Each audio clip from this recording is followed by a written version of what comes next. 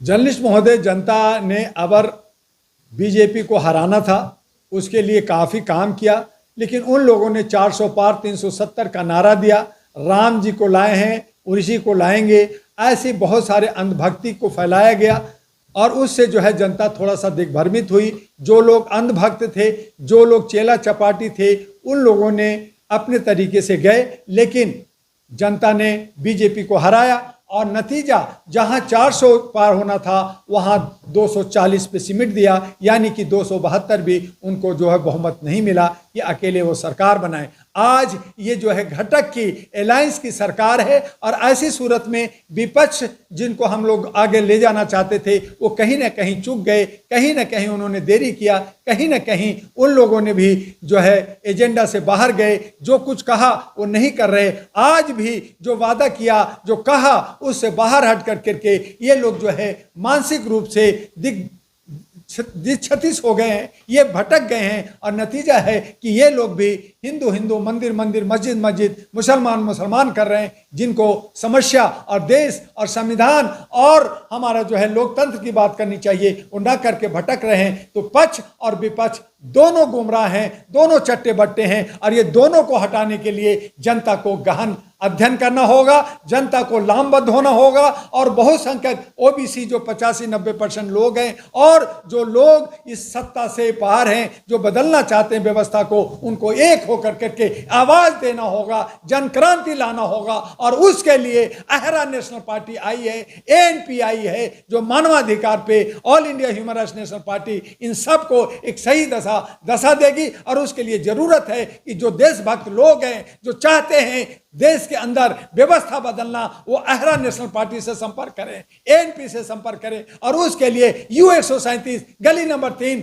Shakarpur Laxminagar metro gate number 4 Delhi में संपर्क करें। आए और मिले, विचार विमर्श करें और एक नया नैरेटिव, एक नई सोच, एक नई भविष्य, जहां पे जात पात नहीं होगा, ऊंच नीच नहीं होगा, सिर्फ समस्या होगा। और हम तमाम जनता के नौजवानों को आगे ले जा करके हम लोग जो है अपने देश को, संविधान को बचाएंगे। बाबा अंबेडकर, गांधी जी, लोहिया, प्रियार और हम कर्पूरी ठाकुर काशीराम के सपनों को हम सब साकार करेंगे।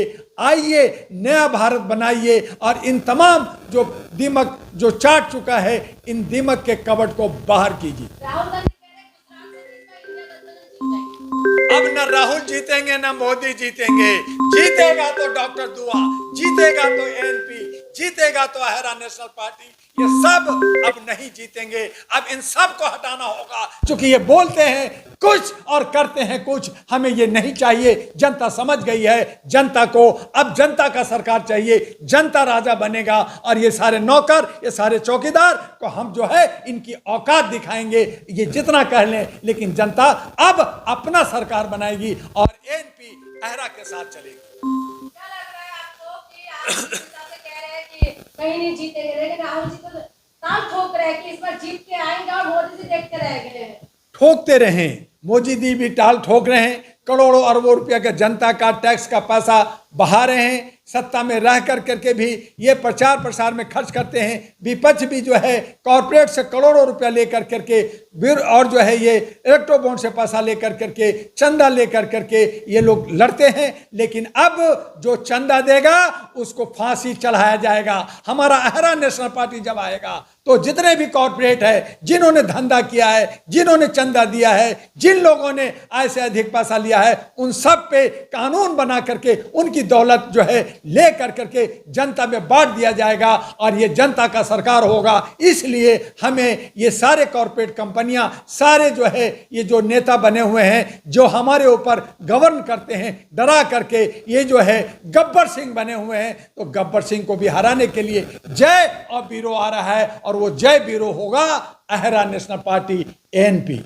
आप लगातार अपनी पार्टी के बारे में बता रहे हैं, तो आपका एजेंडा क्या रहेगा? आप मोदी जी को चैलेंज कर रहे हैं, आप राहुल को चैलेंज कर रहे हैं। हमारा एजेंडा देश की समृद्धि की होगा। हमारा एजेंडा देश की समृद्धि का होगा, सौहार्द का होगा, भाईचारे का होगा, प्रेम का होगा, स्वतंत्रता का होगा, आर्थिक आज़ादी का होगा, हक अधिकार का होगा, सामाजिक भागीदारी का होगा, शिक्षा स्वास्थ्य सरल और सस्ता हो उसके लिए होगा, महिलाओं की सुरक्षा के लिए होगा। इन सारी समस्याएं जो देश की है मोदी जी जो है बेटी बचाओ कहते हैं, बेटी पटाओ की बात करते हैं। उनके राज्य में सबसे ज्यादा भ्रष्टाचारी, सबसे ज्यादा बलात्कारी हैं, उनको बाहर क्यों नहीं कर रहे हैं? उन पे केस क्यों नहीं कर रहे हैं? कानून जो बदल रहे हैं, एफआईआर की बात कर रहे हैं, आप जो है कानून पे धाराएं ला रहे हैं, तो उन पे एक्शन लीजिए। चाहे आपकी पार्टी हो, चाहे विपक्ष की पार्टी हो, कोई भी हो, जो गलत है उस पर सजा होनी चाहिए। कहां कर रहे हैं? विपक्ष भी जो है, जो बोला